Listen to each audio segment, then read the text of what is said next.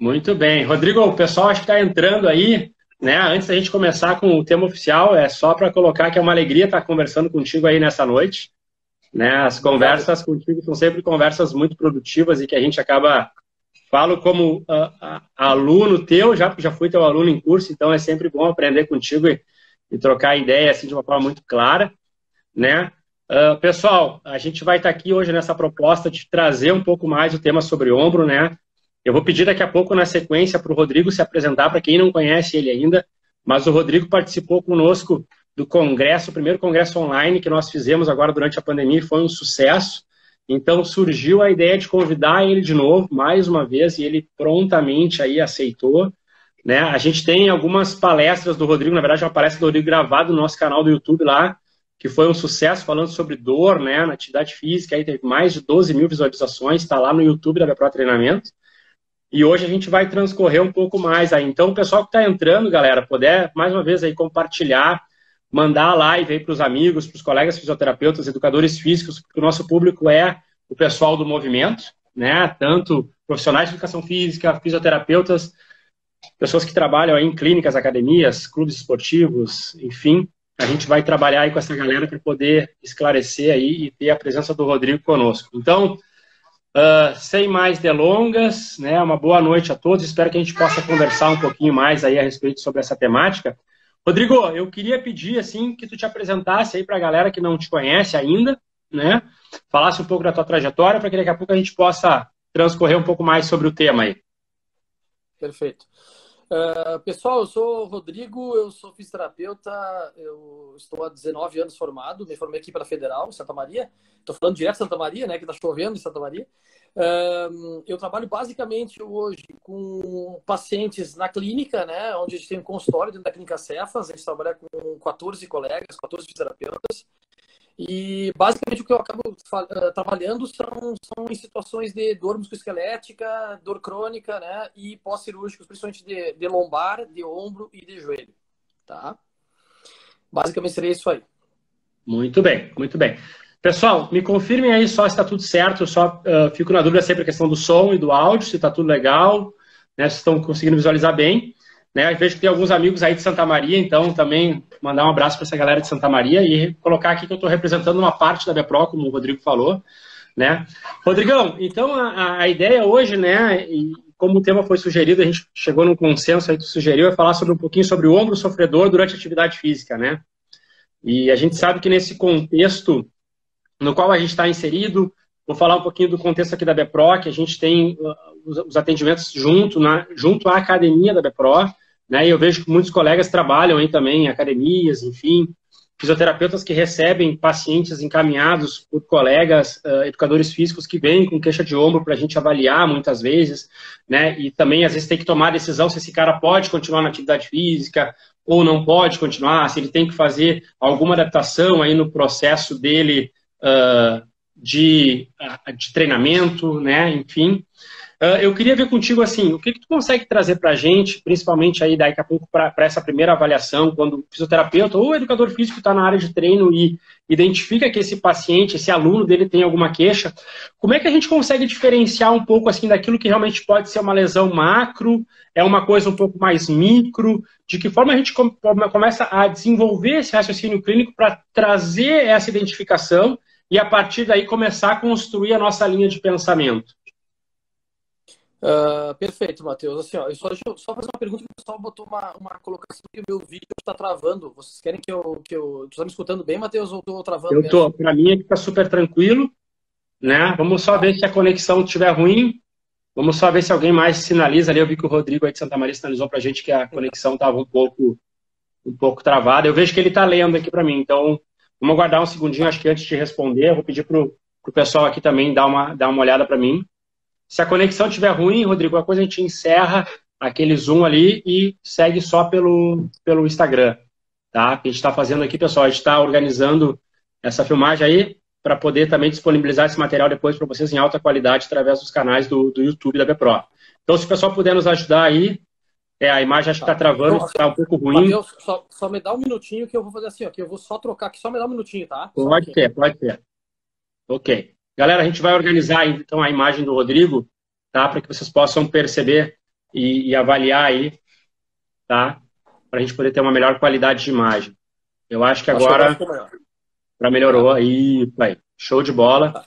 Pessoal, só dá um ok para a gente. Eu vou pedir para a Manuela também me dar o alô aí se está tudo certo agora. Se melhorou, obrigado, Manu. Manu já sinalizou para a gente que agora já melhorou. Rodrigo, então, só vou reformular a pergunta, tá, Rodrigo? Para a gente poder seguir de agora em diante. Então, assim, né, para a gente que trabalha aí em clínicas, academias, ou que tem colegas profissionais de educação física, e daqui a pouco que a gente vai receber esses pacientes, esses alunos, ou para o profissional de educação física que recebe um aluno na academia que tem uma queixa de ombro, como é que eu começo a montar o meu raciocínio clínico e identificar se essa queixa desse paciente está ligada realmente a uma lesão um pouco mais macro, se é algo mais micro? Qual é o pontapé inicial que eu tenho que ter para trabalhar com esse tipo de paciente que tem um ombro com dor, com desconforto?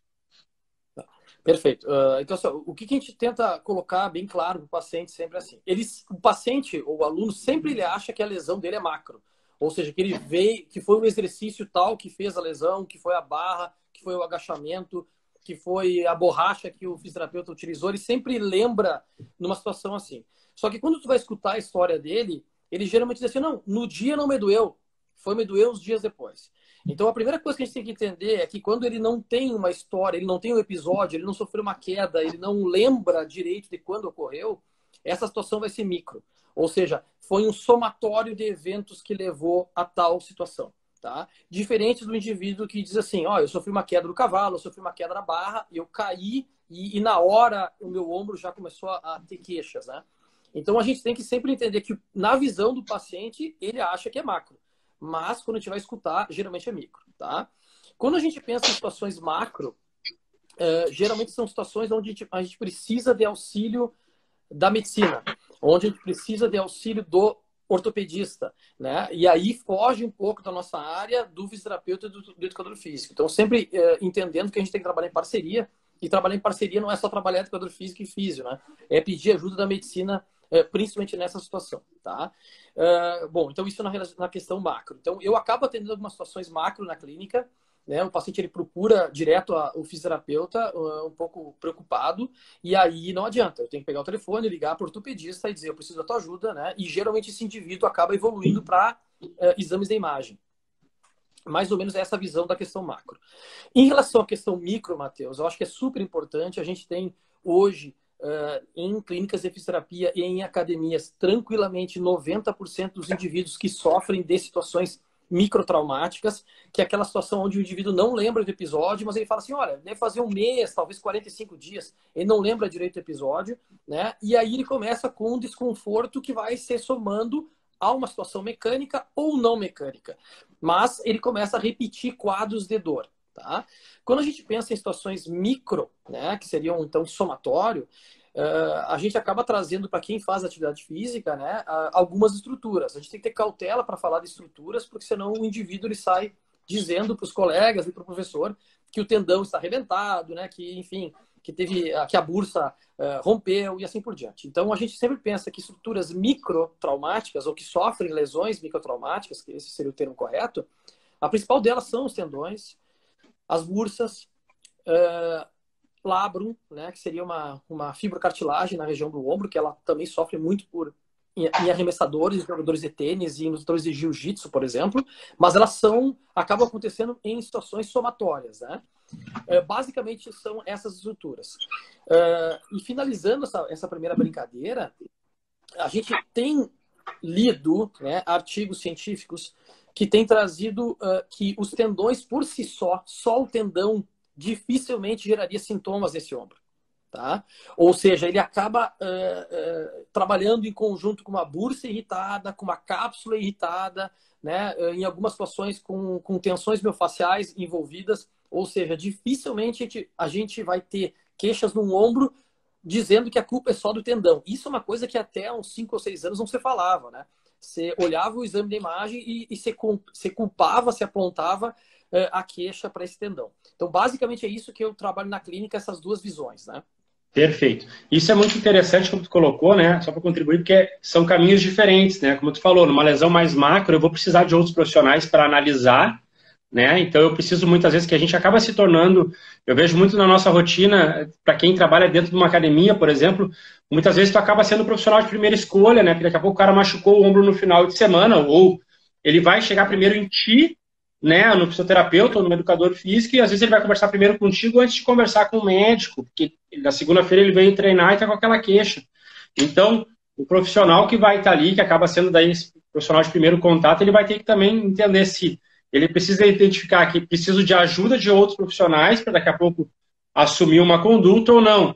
Eu tenho a capacidade de, com testes, enfim, de avaliações, daqui a pouco identificar o que eu posso fazer. Então, isso realmente acho que para nós aí que estamos em linha de frente, né, tanto profissionais de movimento, vamos falar de modo geral, a gente ter esse conhecimento prévio vai nos ajudar na tomada de decisão mais, para ser mais assertivo, de que forma a gente vai começar a pensar num planejamento da nossa intervenção, né? Então, acho que isso aí é muito, muito bem colocado.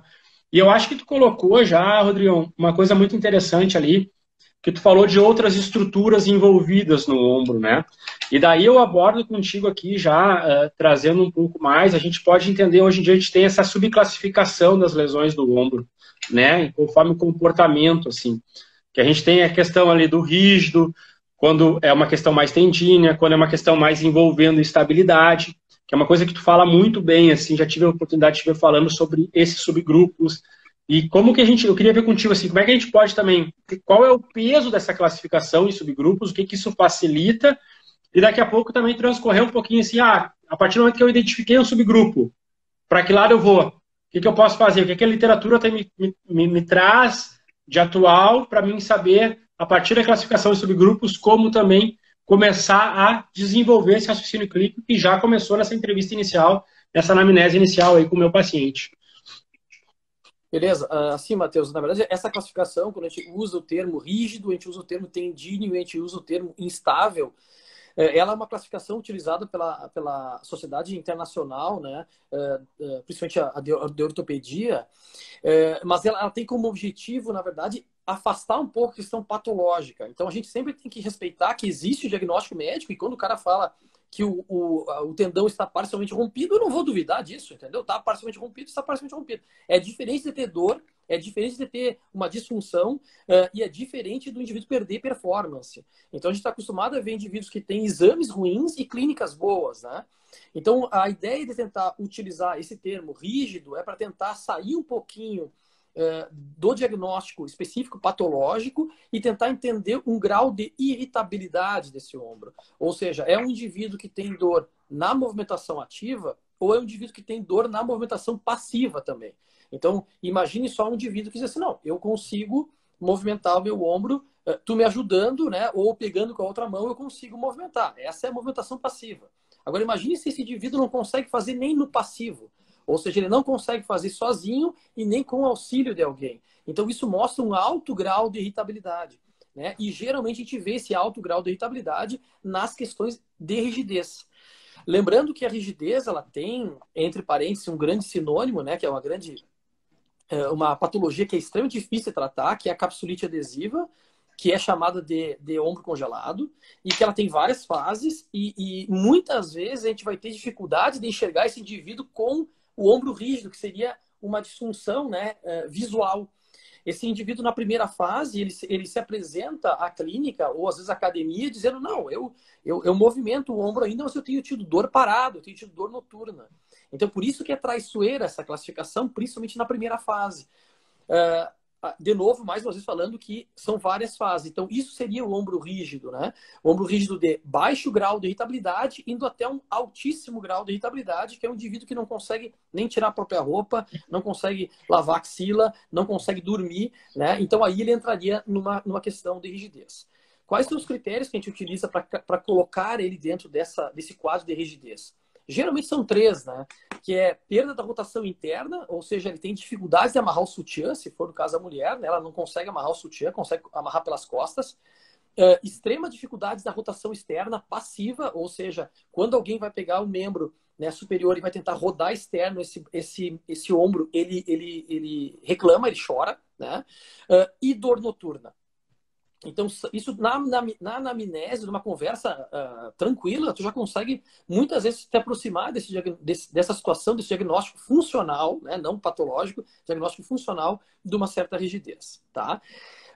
Muito bem. O que a gente tem que ter cautela só é que existem indivíduos acima de 40 anos de idade, que é uma clientela que você deve atender muito aí na BPRO, que é um indivíduo que é ativo, é o cara que é marombeiro, o cara que joga tênis, o cara que joga vôlei, goleiro de futebol, e que ele tem associado esse ombro rígido, ele também tem situações tendíneas, né? Aí que está o pepino, quando tudo isso aí faz um overlap, que a gente chama, né? Ele acaba se sobrepondo. Então, esse indivíduo com queixa tendínea é um indivíduo que vai ter geralmente queixas ativas, ou seja, ele faz o movimento e sente desconforto, né? Principalmente no arco doloroso, que é quando ele abduz o ombro, geralmente entre 60 e 120 graus.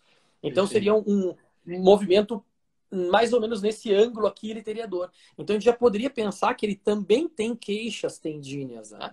Com o passar dos anos, eu fui tentando recuar e fui dizendo assim, eu não gosto mais de afirmar que é só tendão, né? Por isso que a gente faz alguns testes, depois eu posso falar para ver se é o tendão mais alguém, né? Que é aquela nossa fala do início da história.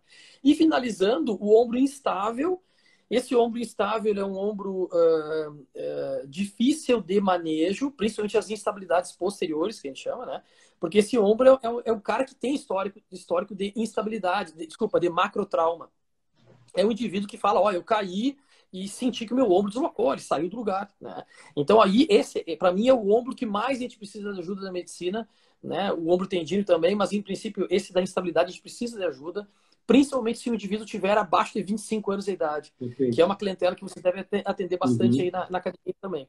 Por quê? Porque pelos guidelines, né, pela literatura, indivíduos abaixo de 25 anos de idade que luxam o ombro, eles têm uma altíssima chance de evoluir para o cirúrgico, né? Diferente do indivíduo que tem mais idade e acaba luxando, esse poderia tratar conservadoramente, né, dependendo dos critérios, mas teoricamente conservador. Então a gente acaba tendo essas três classificações: rígido, tendíneo e instável. Né? Basicamente seria isso aí. Isso é legal porque nos ajuda como tu colocou ali, acho que são pontos importantes, né, para a gente frisar isso aqui. A importância, porque muitas vezes a gente recebe esse diagnóstico anatomopatológico, mas a importância do nosso diagnóstico cinético funcional também vai ser fundamental. E daí, se eu tenho rigidez, eu tenho que saber. Eu costumo dizer assim, pela história do paciente, eu já vou dizer, quando ele vai me contando, eu já vou, cara, esse cara está caindo para essa caixa da rigidez. Não, esse cara está caindo para uma caixa tendínea. Não, ele está caindo para uma caixa de instabilidade. Né? Como tu coloca muito bem das caixas, né? Então eu posso abrir e fechar algumas caixas. E às vezes também a bagunça está instalada. Daí é outro esquema. Mas assim, conforme ele vai contando o histórico, a gente já consegue observar isso aí. A gente tem, por exemplo, assim, o que a gente tem pego muito aqui na nossa realidade, nos últimos tempos, os casos de capsulite adesiva, que a educação do paciente entra muito de saber. O último caso que a gente tratou aqui, o paciente chegou, ele estava no auge. Ele falou, estou fazendo fisioterapia e não está adiantando. Eu falei, calma, que tem todo um processo. Então, assim, educar o paciente para esses casos. Então, isso é muito legal. A história do paciente já nos diz muito aonde ele está, e daí vai entrando a nossa expertise de saber direcionar os testes que a gente vai fazer para ser mais assertivo. Porque muitas vezes, se a gente se baseia, né, só no diagnóstico anatomopatológico, a gente pode acabar... Fred, ele é super importante, sim, como tu falou, nas lesões tendíneas, por exemplo, o cara vai ter daqui a pouco uma ruptura parcial, enfim, né, dependendo da característica, mas será que essa estrutura é compatível com a função dele? Então, a gente entender esse processo, eu acho que é fundamental para a gente poder desenvolver, né, mestre? Sabe, Matheus, até saiu um artigo bem interessante em 2019 na American Journal, onde eles pegaram arremessadores, né, jovens arremessadores de beisebol, e eles fizeram exames de imagem e eles viram que vários tinham ruptura parcial e não tinham queixas. Então, ruptura parcial de manguito rotador. Ou seja, nem sempre o fato de tu ter um tendão que está machucado no exame, até porque os exames foram melhorando e aí cada vez aparece melhor, né? Não quer dizer que ele vai que o culpado seja isso, né? Tanto é que tu acha um alto grau de indivíduos, né? Um alto número de indivíduos acima de 50, 60 anos com rupturas totais e totalmente assintomáticos. Então, de novo, a gente voltando aqui para quem já escutou a nossa conversa, minha e tua, com outros colegas, né? De que a gente tem que ter cautela para falar de patologia, porque a patologia foge da nossa área, a patologia é uma questão médica, mas agora tu pode ter um indivíduo que tem um exame ruim, testes de força muito bons, amplitudes de movimento muito bons e movimentos espetaculares. Esse indivíduo tem lesão, mas está funcional. Então, de novo, aqui a gente tem que ter um pouco de cautela. Eu valorizo bastante, só tu me perguntou antes ali, o teste da rotação externa passiva. A gente não consegue mostrar aqui, mas seria um indivíduo deitado e de cubo dorsal, né, com o cotovelo aproximado ao corpo, e a gente vai dobrar 90 graus, vai fletir 90 graus o cotovelo dele, e a gente vai jogar passivamente a rotação externa dele, né? Esse é um teste super importante, porque se o indivíduo tiver dor nesse movimento aí, prova que a cápsula pode estar envolvida, ou uma tremenda rigidez muscular, mas que o tendão sozinho tem algum parceiro. Resumindo, quando dá positivo e o indivíduo tem dor, prova que a suspeita de ser tendão não é exclusiva, né, do manguito rotador. Ele deve ter irmãos associados. Cara, tem que ampliar um pouquinho mais o olhar em que pode ter mais gente no bolo envolvido, né? Perfeito. Mestre, e assim, ó, já que a gente abordou um pouquinho já aí de questão dos subgrupos, né? Falou de rigidez, de instabilidade, né? O que a gente pode ver assim, em termos de janela terapêutica, de evidência científica, porque eu sei que tu é um cara que baseia muito, e isso é muito legal, tu tem a ciência muito presente, a tua prática clínica, eu acho que são coisas e tu tem esse equilíbrio de ter muita prática clínica, muita evidência, encontrou, acho que o caminho do meio, que é o que a gente tem que seguir, eu acredito muito nisso também. Então, assim, quando a gente vai trazer um pouco para evidência científica, para tratamento, pensando numa janela terapêutica, o que a gente pode começar aí e precisa ter bem claro hoje no nosso dia a dia para começar a pensar aí também daqui a pouco num processo de intervenção, pensando, abordando um pouquinho disso aí. Tá. Matheus, assim, ó, por que eu acho que é interessante a nossa fala no sentido de começar primeiro pelas 3 classificações? Porque dependendo de como tu enxerga o teu paciente, o teu cliente, suponhamos que tu acredite que seja tendíneo, onde ele tem uma dor mecânica, ele não tem trauma, mas ele tem dor em abdução, tu vai pensar numa queixa de manguito rotador, por exemplo. Então, tu classificaria ele como tendíneo. 75% dos indivíduos com queixas tendíneas melhoram em até 6 meses. Então, o dado ele é absurdamente positivo para o conservador, né? Saiu um artigo em março de 2020, na JOST, onde ele coloca que o exercício ele é a primeira escolha, ele deve ser a primeira escolha, ou seja, a primeira escolha terapêutica, se tu é fisioterapeuta, tem que ser, né, o exercício em volta desse ombro lesado, associado à terapia manual. A terapia manual também pode ajudar. No caso do educador físico, a primeira coisa que tem que se pensar é em remanejo, é deixar o indivíduo ativo, talvez conversar com algum colega, mexer em alguns movimentos, mas manter esse indivíduo ativo. Então, 75% dos indivíduos vão melhorar espontaneamente. De novo, com a história natural, se a gente conseguir associar o exercício correto, né, e a técnica correta, em 6 meses ele vai estar bem. Então, a janela é positiva do tendíneo para 6 meses. Eu atendo muitos pacientes que acabam se operando, e nesse caso, né, se for tendíneo, numa janela anterior a 6 meses. Então, isso é uma opção do médico, né? A gente tem que conversar com ele. Eu geralmente gosto de conversar com os médicos e digo assim, me dá uns 2, 3 meses, né? Se esse indivíduo não melhorar nada, bom, aí está totalmente contigo, né? Mas a gente vê cada vez mais bons resultados com o tratamento conservador. Isso no tendíneo. Perfeito. Em relação à cápsula, né? Se tu imagina que é um quadro de rigidez de ombro, aí o prazo, e aí tu tocou muito bem, que a educação ela é obrigatória, os prazos são estendidos, né? 1 ano a 2 anos. Esses são os guidelines. Então, é um ombro que é extremamente difícil de manejar, porque o paciente ele cansa, ele vai cansar de ti, ele vai cansar do personal trainer, porque ele fica 3, 4 meses com dor, e aí depois, no final, nós vamos falar sobre o que é o ombro sofredor. Para mim, ele tem a ver com o perfil do indivíduo, né? Mas então a capsulite adesiva, se for um ombro rígido, o prazo vai para 1 ano, 2 anos, né? Então, até ficar 100%. Se for instabilidade, aí eu vou dar um passo atrás. Aí eu acho assim, se for instabilidade no indivíduo jovem, a gente tem que falar com o médico, aí o prazo é com ele. Se for uma instabilidade no indivíduo, né, de mais idade, né, um indivíduo que tem já geralmente acima de 35, 40 anos, que não tem uma atividade física tão agressiva, né, ou seja, não tem uma demanda do membro tão grande, ele poderia optar pelo conservador, mas aí também os prazos não baixam de 6 meses. Então, para quem está assistindo aí, está começando a brincar com o ombro, não existe 1 mês, não existe 2 meses, é 6 meses para cima para reabilitar um ombro. Perfeito. Isso acho que tu toca num assunto muito importante. Pessoal, eu vou só fazer uma pausa aqui rapidinho, mestre. Eu vou pedir assim, ó, a gente está com um número legal aí de participantes, então, o pessoal que está aqui, que está nos ouvindo, que está gostando da live, que manda aí no aviãozinho, né? A gente tem um aviãozinho aí, manda para outros colegas da área do treinamento, da área da fisioterapia, para que a gente possa tornar essa live aí bem relevante, porque eu acho que são assuntos, tenho certeza, falo pela nossa experiência na BPRO e pelo universo que a gente acaba tendo aí nos cursos que a gente encontra com outros profissionais, esse universo do ombro sofredor, ele faz parte do nosso dia a dia, né? Uns mais, outros menos, mas eu tenho certeza que todos os profissionais ou já pegaram, aí, Homer, essa figura cativa, né, mestre?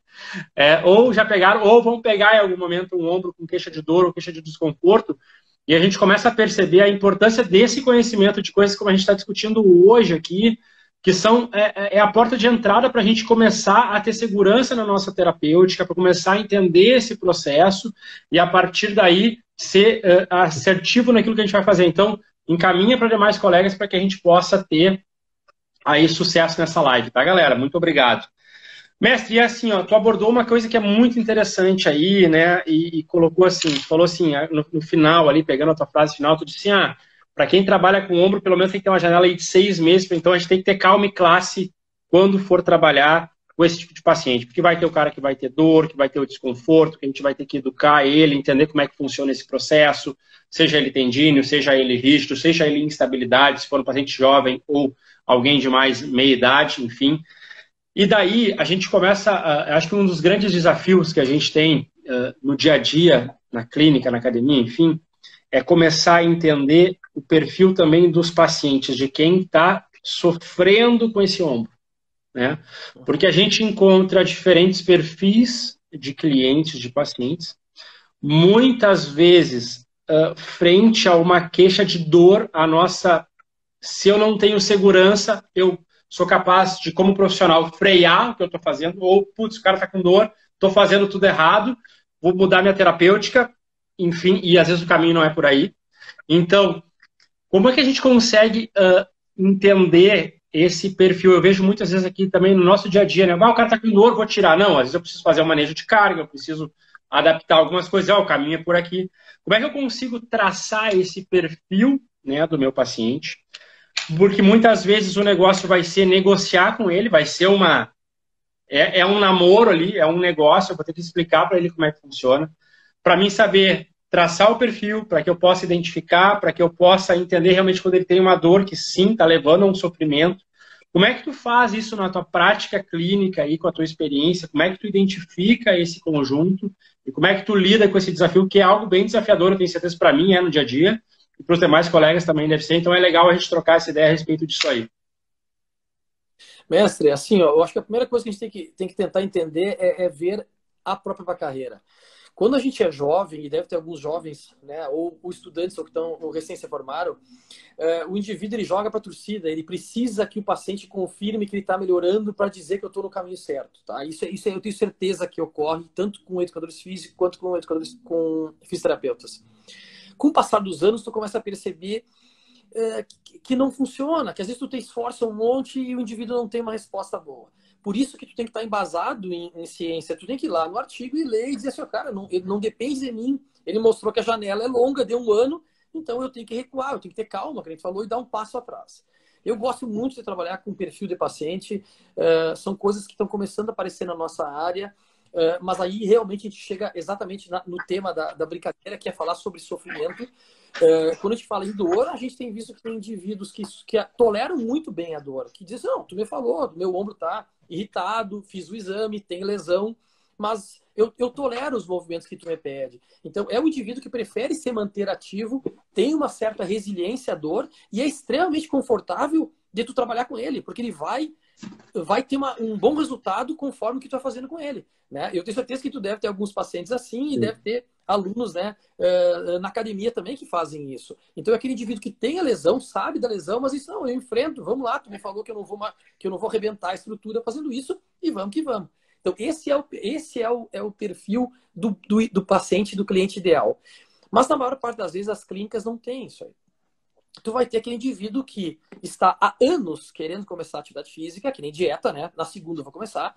E aí ele fala, cara, agora que eu ia começar a academia, o meu ombro começou a doer. Então, esse é o perfil realmente do sofredor, aonde ele usa a lesão para justificar suas escolhas. Isso eu tenho bastante na clínica, né? Que é o cara que tem uma baixa resiliência à dor, ele não adere ao exercício que está fazendo, ele não adere à consulta, é o cara que desmarca, que remarca, né? Então, para mim, esse é o verdadeiro sofredor do ombro, aonde ele está utilizando a lesão para se esconder e dizer que eu não vou fazer atividade física, né? Então, esse é o outro perfil do indivíduo. Eu também tenho um indivíduo que é obcecado por atividade física e esse cara vai ter muito sofrimento se ele tiver que ficar 6 meses afastado de uma atividade, por exemplo, tanto operando ou no conservador. E é o cara que vai deprimir, é o cara que vai se incomodar, vai se irritar, resumindo, vai ter uma bagunça sócio, né, psicossocial pela lesão do ombro, já que ele vai ter que ficar fora da atividade física dele. Então, eu vejo comportamentos totalmente diferentes nesses indivíduos. Então, a gente precisa, como profissional, mudar a nossa conduta, aí que entra a questão do camaleão, que o pessoal fala tanto, e eu consegui negociar com ele o mesmo exercício, negociar a mesma terapia manual. Não vai mudar, a nossa técnica não muda. O que vai mudar é a nossa maneira, né, e abordagem desse indivíduo. Eu tenho certeza que você deve lembrar de vários pacientes aí, ou clientes, ou alunos, né, que são indivíduos que afundam com a lesão, tem indivíduo que, pelo contrário, que ele mente para treinar. Então, mais ou menos seria isso, né? Quem trabalha com atleta de ponta, tem ótimos resultados. Eu tenho vários colegas que trabalham com atletas de ponta, né? Vou citar aqui o Guilherme Cali, nosso amigo da Chapecoense, né? O Eduardo, que está na Alemanha, na Bundesliga também, que vai olhar amanhã, né? Eu acho que é a live, que agora já é de madrugada lá. Então, eles sim, esses fisioterapeutas trabalham com cavalo de corrida. Então, eles com certeza vão ter uma negociação muito mais agressiva com esse atleta, porque esse atleta não quer ficar fora do desempenho. Um goleiro não quer deixar de ser escalado. É diferente do meu paciente, que é um bancário, que marca o Pilates 2 vezes por semana e vai uma vez por mês, né? Que paga academia e não vai, né? E aí ele vai ter uma negociação totalmente diferente com o ombro dele. Por isso que eu gosto muito de dar esse suporte para o ortopedista que quando vai operar, e eu digo assim, se eu conheço o paciente, cuidado, que esse é aventureiro, né? Esse aqui não faz nada, é preguiçoso. Então, esses são os perfis. Isso não é julgamento, a gente não está denegrindo ninguém, mas pelo contrário, eu acho que é uma certa proteção também da terapêutica entre fisioterapeuta e paciente, e aluno e educador físico, entendeu? Perfeito. Consegue, na verdade, te proteger e tu está traçando um perfil que é o perfil do paciente, não é um perfil pessoal, né? Então, isso é muito, muito legal, assim, de tu realmente colocar. Eu vou colocar, sugerir para o pessoal, assim, ó, a partir daqui a pouquinho, quem quiser começar a mandar as perguntas, tá? Eu já vou organizar aqui. Graças a Deus a VPRO, ela é muito bem organizada nesse ponto. Então, eu estou contando com a ajuda aqui já do Vlad, que está aqui do meu lado, vai anotar as perguntas. Então, se alguém quiser já ir planejando a sua pergunta, tá? Para mandar aí, a gente vai discutir um pouquinho mais o tema, tá? Mas fiquem à vontade para mandar perguntas aí a respeito de ombro, enfim, tá? Esse é o momento, né? Mestre, e assim, ó, tu colocou ali algumas coisas importantes para a gente já, né? De que algumas lesões, por exemplo, lesões que a gente suspeita lesões tendíneas, por exemplo, que a gente pode suspeitar de outras estruturas envolvidas. E a gente colocou lá no início também a questão dos exames de imagem, que vem melhorando ainda a sua qualidade e que muitas vezes eles mostram coisas além do que deveriam mostrar, ou podem nos ajudar, ou podem nos atrapalhar, enfim. Isso funciona para o ombro, acho que também funciona para o quadril, né? Mas o tema aqui hoje é ombro. Então, assim, o que tu vê hoje da importância desse exame de imagem quando daqui a pouco o paciente já chega para ti também com um histórico e ele chega com aquele chumaço, né, aquela sacola de exames de imagem? O que tu vê hoje? O que tu pode falar para a gente assim, da importância de olhar isso aí, não olhar quando ele chega, tu já olha direto? Como é que tu faz a tua classificação? Como é que no teu dia a dia tu dá importância e tu vê o que é importante ou não dentro do exame de imagem para as questões agora propriamente ditas aí de ombro, por exemplo? Perfeito. Não, assim, ó, se tu trabalha com uma clientela de atletas, principalmente atletas de ponta, o exame de imagem ele é rotineiro. O pessoal acaba pedindo o exame de imagem até para se ter um prognóstico que eu tenho certeza que é muito mais mito, e aí me desculpe, mas é muito mais mito do que outra coisa, porque o pessoal pontua datas para o teu retorno. Isso é o maior erro que a gente faz. Porque tem indivíduos que têm exames péssimos e jogam, e tem indivíduos que têm exames maravilhosos e não conseguem jogar. Então, a gente tem que ter cautela para saber qual é a população que eu trabalho, tanto na academia quanto na clínica. Indivíduos que não são atletas, e aqui eu vou pautar no que eu faço, né, que são indivíduos que não são atletas, ele sempre me pergunta, tu acha que é necessário o exame de imagem? E eu digo assim para ele, se eu conseguir classificar ele como rígido, como tendíneo, como estável, né, eu digo assim, não vai mudar a minha conduta. Não vai mudar a minha conduta. Agora, se tu quiser fazer o exame para tu ficar mais seguro, tranquilo, é direito teu, a gente fala com o médico, a gente conversa com o médico, a gente faz o exame. Então, eu rotineiramente não preciso de exames para mudar a minha conduta, tá? Não esqueçam, ser atleta, a gente tem que dar um passo atrás, e se foi macro trauma, aí eu dou mais 2 passos atrás. Agora, na rotina diária, não vai mudar nada, né?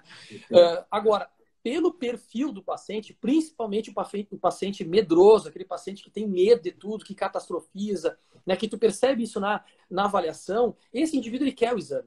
Ele quer o exame porque ele quer ter o rótulo. Tanto é que anos depois ele vem consultar comigo e ele fala assim, ó, não esquece que eu tenho uma bursite nesse ombro. Eu falei, já era a tua bursa, já se foi em 2015, mas ele está atrelado e está agarrado ao diagnóstico, né? Porque isso representa o perfil dele. Então eu acho que também a gente tem que ter cautela até para negociar exame de imagem. Tu tocou muito bem no assunto que a gente tem visto altos graus de piora de dor, ou seja, piora da sintomatologia após o exame de imagem. Isso só vai aumentar o medo dele, né? Claro que a gente está falando do mercado dentro da ortopedia, dentro da fisioterapia, dentro da educação física e dentro dos exames de imagem. A gente tem que ter cautela para o pessoal que não vai jogar pedra, mas assim, tem que ter cautela. Se tu tem confiança no que tu está fazendo, tu escutou o teu paciente, tu conhece ele, tu conhece o preparador físico dele, vai ser muito mais fácil manejar sem exame de imagem. Só que assim, Matheus, que a gente tem que também ter cautela, mais uma vez tendo cautela, é que os testes que a gente faz, os testes ortopédicos, os testes irritativos, por exemplo, eles têm baixa sensibilidade. Então, mesmo o médico super treinado, o físico super treinado, a gente não pode garantir que o que a gente está dizendo, que a dor vem especificamente daquela estrutura. Os testes são de baixa qualidade nesse sentido. Então, realmente, a ressonância magnética, ela é um padrão ouro para se visualizar o ombro. Isso a gente não está questionando, né? Agora, quando o indivíduo tem mais de 3 meses de dor, ou 6 meses de dor, ou 8 meses, ou 1 ano, a gente tem que entender que a dor dele já não é mais só estrutural. Né? A gente sabe disso, ela não tem mais a ver com o tendão, com a bursa ou com a cápsula, ela tem a ver com o componente central, e o componente central tem a ver com o meu trabalho, tem a ver com o meu sono, tem a ver com o casamento, tem a ver com questões financeiras. Resumindo, a gente dá mais 10 passos para trás para entender que talvez esse indivíduo tenha amplificação de sintomas, né, fora desse ombro. Né, da brincadeira, a gente sempre acaba falando, né, que, por exemplo, um indivíduo que tem dor cervical, ele tem grande chance de ter sensibilização central, de ter dor no ossiplástico. O indivíduo com dor lombar crônica, mais ainda. O ombro não é bem assim. O ombro não entra na lista primária de sensibilização central. Ele vem no segundo momento. Até que saíram alguns artigos esse ano que mostraram que o indivíduo ele acaba indo para a cirurgia não pela intensidade da dor. Ele acaba indo pelo tempo de dor sem modificação. Então, 1 ano, 8 meses sem mudar nada. Então, esse indivíduo vai ser beneficiado da cirurgia pelo reset, provavelmente, central que você dá, que agora arrumaram o meu ombro, né? A gente sabe que tem um efeito placebo grande em tudo que a gente faz, tanto na medicina, quanto na fisioterapia, quanto na educação física. Mas então esse indivíduo vai acabar se beneficiando dessa cirurgia porque ele está há muito tempo com dor sem modificação da sintomatologia. Então, para quem está na academia, ou professores que estão aí, e o indivíduo chega com dor de 0 a 10, que eu não faço essa pergunta, mas para quem quiser entender, né? Minha dor é 8, não quer dizer que a lesão é grave. Não conseguiu se relacionar alta intensidade de dor com alto grau de lesão estrutural. Não existe essa relação, ela não é. A dor ela é individual, ela é do próprio paciente mesmo, do aluno, né? Perfeito. Eu acho que isso é uma questão muito legal, porque tu fala muito de sensibilização central, né? Tu aborda muito, tem um conhecimento muito grande disso aí. E realmente isso é bem importante, porque esse perfil do paciente, mas a gente tem a consciência de tentar sempre enxergar esse paciente como um todo, de uma forma global. Eu acho que esse é o grande tema que fica aqui. Acho que a grande questão assim, de ter calma e classe quando a gente estiver na frente do ombro, de não se desesperar, achando que a gente está tomando condutas erradas, né? Então, eu acho que tem muito conteúdo de qualidade aqui que já nos ajuda a trazer esse norte aí de pensamento, de observar. Tu falou muito bem agora dos exames de imagem, a gente sabe a importância deles, a gente não está querendo denegrir, não precisa mais saber que frente a isso aí a gente também tem a nossa conduta terapêutica, que muitas vezes ela não vai ser mudada para o exame de imagem. O que eu costumo fazer aqui na Bepro é isso: o cara traz os exames de imagem.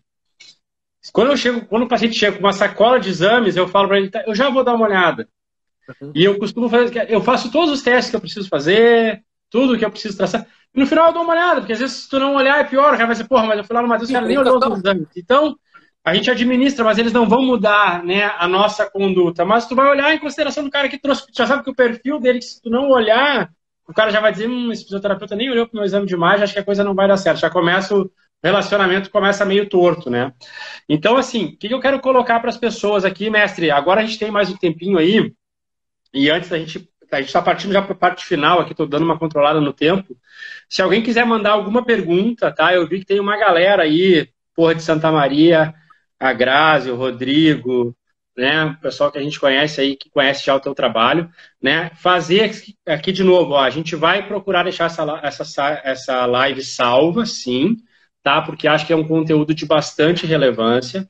Para quem não sabe, a gente está fazendo um esquema aqui, eu e o mestre, a gente está fazendo a live via Instagram e está gravando via Zoom também, galera, para poder depois ver se o material vai ficar de qualidade e colocar lá no YouTube da Bepro Treinamento também, para que a gente possa deixar esse tema aí, né? Porque vão vir outras palestras, né? Vão vir outras lives, então a gente quer deixar, realmente disponibilizar esse conteúdo para vocês aí, porque a informação é isso, a gente tenta não prender o máximo de informação e quanto mais a gente compartilha, mais a gente aprende. Então, essa vai ser a ideia, né? E de antemão, assim, o mestre é um parceiro da Bepro, a gente está, né, já esteve conosco aí no congresso, o Rodrigo fez uma palestra excelente, a gente está fazendo a live, né, Rodrigo? Um spoiler aqui, porque novos projetos virão, então vamos fazer um spoilerzinho aqui, vai vir muita coisa boa aí pela frente também, porque a ideia da Bepro é trazer gente para agregar conteúdo, agregar conhecimento, então novos projetos vão vir aí pela frente.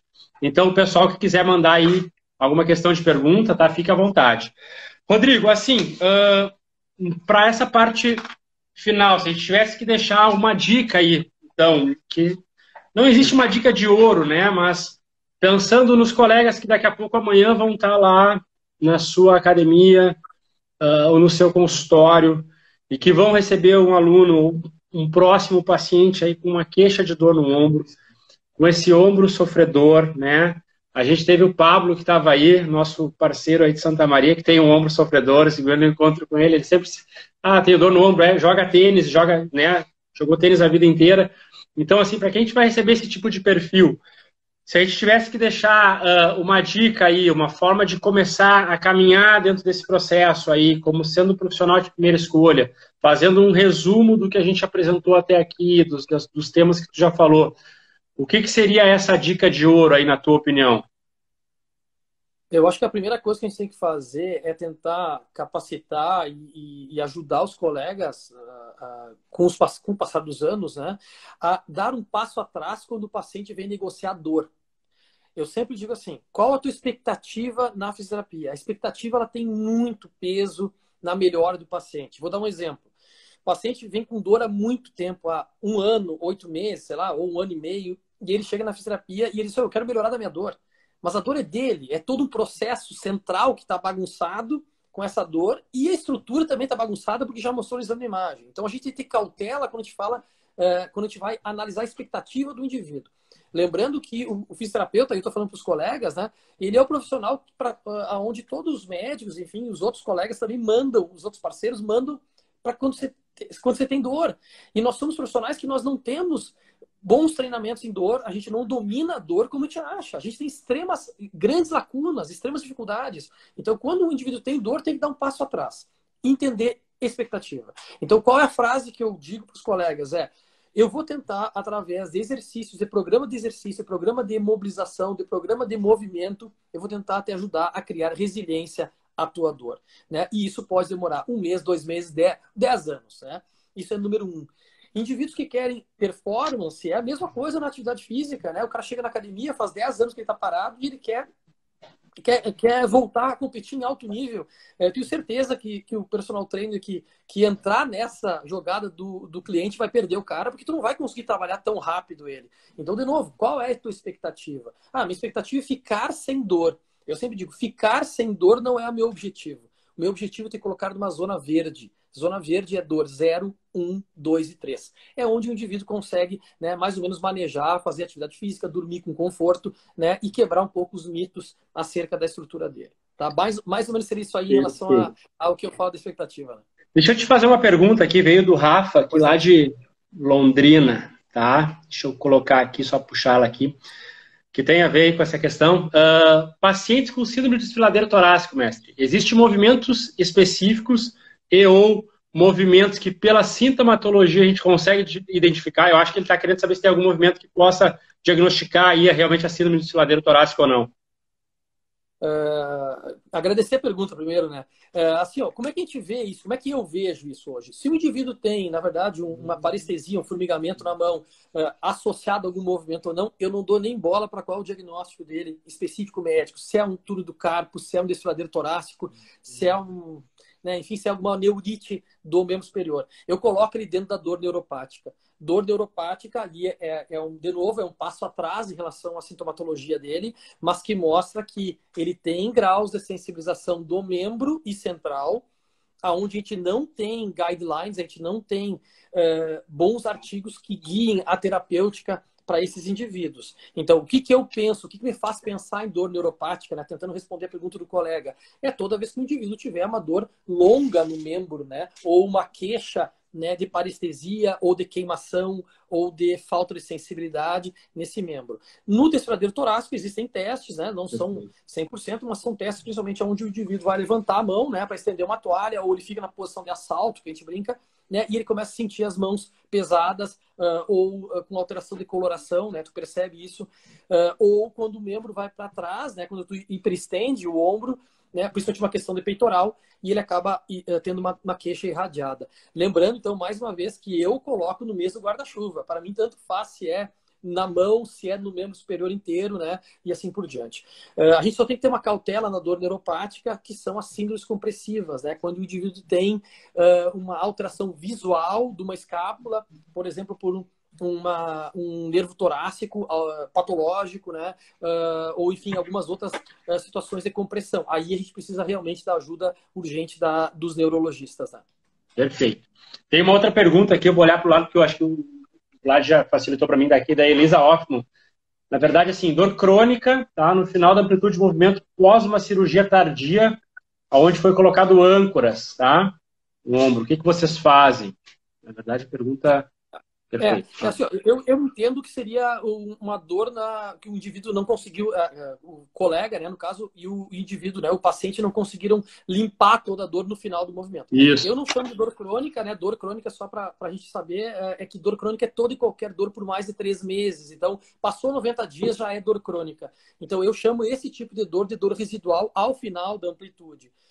Esse final da amplitude pode ser restrição capsular, pode ser tendínea, pode ser miofacial ou pode ser medo do paciente, né? Então a gente nunca sabe direito qual é o tecido que está realmente segurando essa situação. Saiu um artigo na Alemanha muito legal e a pergunta deles era, será que é cápsula mesmo? Eles levavam indivíduos que tinham rigidez no ombro, né? Ou seja, não tinham amplitude passiva diminuída, né? Com rigidez, e eles levavam para bloco cirúrgico. Se fosse capsular, durante o bloco cirúrgico iria anestesiar o indivíduo e mesmo assim teria restrição, né? Sim. E quando anestesiava o indivíduo desligava e o indivíduo ficava com a amplitude totalmente limpa. Não Ou seja, era uma rigidez, não era cápsula, aí podia ser muscular, né? Podia ser miofacial, enfim, o que tu quiser.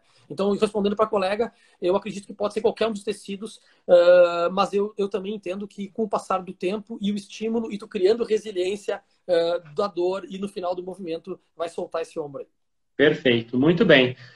Galera, não sei se tem mais alguma pergunta aí, mas o pessoal está agradecendo aqui, Rodrigo. Eu acho que tem pacientes teus que participaram da live aí, elogiando o teu trabalho, tá? Tem pacientes, tem alunos aqui de cursos que também fizeram curso com a gente, então agradecendo.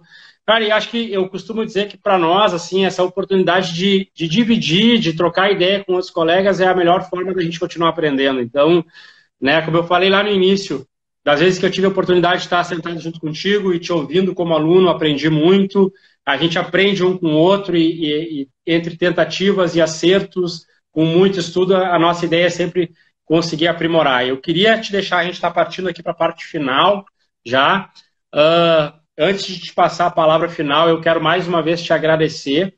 Agradecer as pessoas que ficaram conosco. A gente manteve aí uma galera presente conosco assim do início até o final. Então, a todos vocês que doaram uma parte do seu tempo durante a noite de hoje, aí durante uma hora, para ouvir um pouquinho dessa experiência do Rodrigo, do que a gente poderia falar um pouco de ombro, muito obrigado, tá? É um prazer sempre para nós aí poder estar compartilhando, ainda mais no momento de pandemia que a gente vive, que esse canal online acabou se tornando um grande canal de comunicação.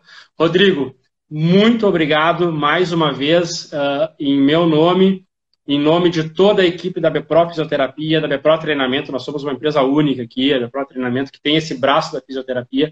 A gente te agradece por essa parceria, né? E a gente está sedento aí, de novo, por projetos futuros que a gente já vem conversando, já vem trocando alguma ideia aí. Então, em breve, novidades, tá? E queria passar a palavra para ti aí, para que tu possa também deixar a tua mensagem final e a gente fechar essa noite de hoje aí, chave de ouro. Matheus, mais uma vez, muito obrigado. Tu sabe que eu sou movido a ler, a estudar. Eu já cansei de falar, né? Eu tenho uma família ótima, minha esposa Chica já, a gente está junto já há 25 anos, eu tenho um filho que vai fazer 13 anos, o alemão. E eu tenho uma vida muito boa, mas eu sou movido a tentar estudar, a tentar entender e entender quem está do outro lado, que é esse fisioterapeuta que aprende, que erra e que quando volta atrás e diz, cara, esquece tudo. Então eu queria só deixar uma mensagem para que os nossos colegas, fisioterapeutas e educadores físicos, nossos parceiros, que a gente tivesse uma visão um pouco mais profunda do que é o paciente. Imagine só, eu já usei todas as técnicas dentro da fisioterapia, desde kinesiotape, desde dry needling, todas elas. Hoje eu vejo que uma técnica não faz coceira na queixa do paciente. Por quê? Porque tem um indivíduo atrás, tem um sofrimento atrás. A gente estava falando de sofrimento antes. Vamos pegar um indivíduo que no teu caso, Matheus, se tu tivesse machucado do ombro, dificilmente tu deixaria de trabalhar pela dor no ombro. Tu ia tocar porque o teu sustento vem disso. E tu ia passar por cima. Diferente do indivíduo que faz atividade física e que o prazer dele é jogar um vôlei, um tênis. Aqui me vem à cabeça vários pacientes. E aí o indivíduo tem que passar por uma cirurgia. Eu tenho que estar do lado dele, eu tenho que ter empatia pelo quadro de queixa dele, eu tenho que aceitar que ele tenha queixa. E eu tenho que estudar para tentar ter a melhor evidência para poder apoiar ele. Então, esse é o Rodrigo de quase 20 anos de carreira, falando que ainda toma uns tombos, se atrapalha, né? Mas eu já vejo que as técnicas que eu utilizava, principalmente as técnicas externas, como bandagens, né? Como técnicas únicas, as pesquisas mostram que elas não funcionam. Hoje eu dou risada do que eu fazia e hoje eu entendo que é extremamente complexo tratar um indivíduo, mas a gente precisa de tempo, a gente precisa de caminhada do lado do paciente e a gente precisa de parceiros, né, nas outras áreas, tanto da medicina, da nutrição, da psicologia e principalmente da educação física, que são nossos grandes parceiros, tá? Fica aqui um abraço em todos e desculpa se picou um pouquinho o vídeo no início ali, mas eu fico à disposição, tá? Perfeito. Galera, um grande abraço a todos, então.